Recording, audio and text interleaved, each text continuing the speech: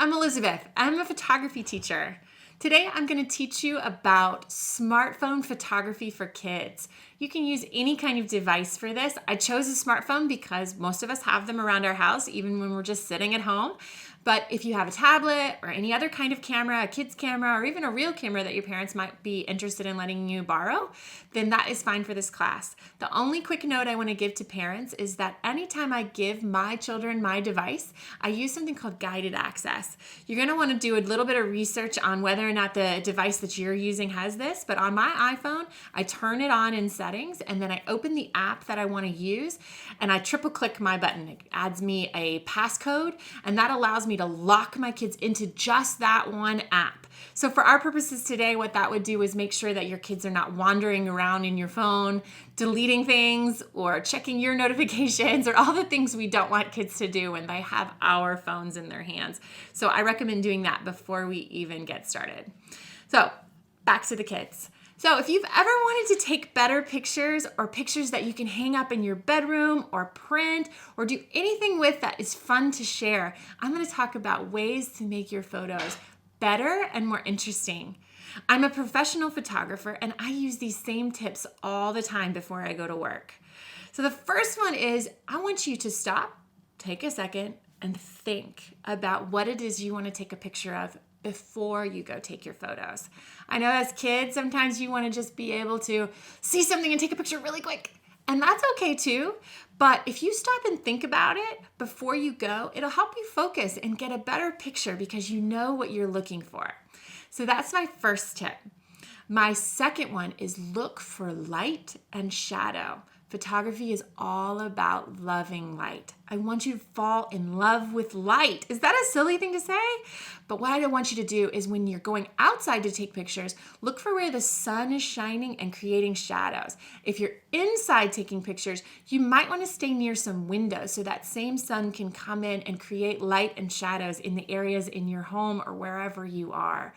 There's the option to go other places that don't have windows when you're taking pictures, but just as long as you're avoiding dark areas. Dark areas can be very tricky to take pictures of, even for professionals. The next thing I want you to do is get closer. Hi. The reason is because, again, sometimes kids want to do things a little too fast. And if you don't take your time to get a little closer to the thing you want to take a picture of, you might miss an opportunity to see some detail or fill your frame. I like to take whatever is my favorite part of the picture and make it most of the picture. So if you're filling your frame, that's what it's called. The area, the shape that the picture is, that's your frame. And the thing inside it needs to be most of the picture most of the time. And that way, when people come to your picture, they go, ooh, look at the beautiful detail and the way that this person decided to take that gorgeous photo of that nice thing. Next, we're going to think about foreground, middle ground, and background. This might be a slightly more advanced concept for some of the kids. So big kids, I really want you to think hard about this one.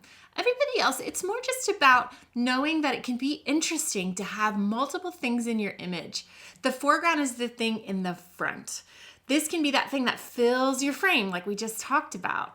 And then the background is like my purple background here. It's just whatever is in the very back of the picture. It could be a sky, it could be a line of trees, it could be anything. But there also is something that people forget, and that is it's nice to think about a middle ground. What's in between that main thing you're looking at and whatever else is back here? Wouldn't it be nice if on my set that I had here today, I had a plant behind me and my nice yellow shirt, my purple background, and a green plant? Wouldn't that be cool? I would really like that. So that would be an example of foreground, middle ground, and background. The last one I feel pretty strongly about.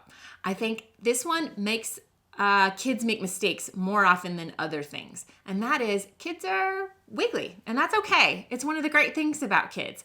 But you need to hold steady. That's my tip number 5. Make sure you hold still when you take your picture. Especially since we're using smartphones today, smartphones sometimes have what's called a delay, where it takes a little extra second for the picture to take once you hit the button. So I want you to hold your body still, maybe spread your legs out just a little bit more than you would normally, hold your camera really still, click the button, and then continue to hold for one more second. And that way you know you get a nice, sharp photo. That's what photographers are always looking for, is something that's not blurry. So I know you're gonna take these tips and you're gonna make some amazing photos. So first thing I want you to do is also send them to me. I wanna see what you do. Your parents can find me on Instagram. I'm eWisemanPhoto on Instagram, all one word. Or you can email them to me, elizabeth@wisemanphoto.com. I'd really like to see what you make today. So quick review. We've got those 5 things that we're thinking about. The first one is think in advance about what it is you're going to take a picture of. The second one is look for beautiful light and shadow. The third one is get closer. Hi. Fourth one is foreground, middle ground, and background are important in a really great photo. And the last one, hold steady. The very last thing I'm going to do in this video is I'm going to go outside with my 6-year-old son, Henry, and we're going to take some pictures. So you're going to see him take some of these tips and try to make better photos that he's going to love. And maybe we'll print one out and hang it in his room. Do you think that would be fun? Okay. All right. Talk to you soon. I'm Henry and I'm 6.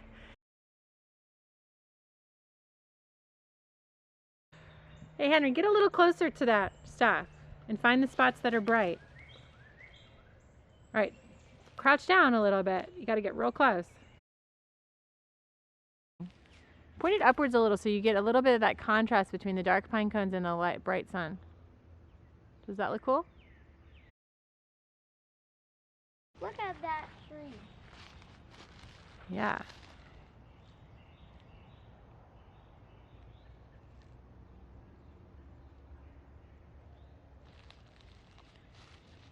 Okay.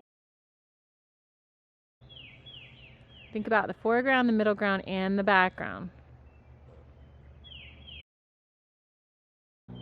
Get it where you want it. Let me see the flower part of it a little bit more. There you go. Hold still. And then when you're ready, push the button, but hold still.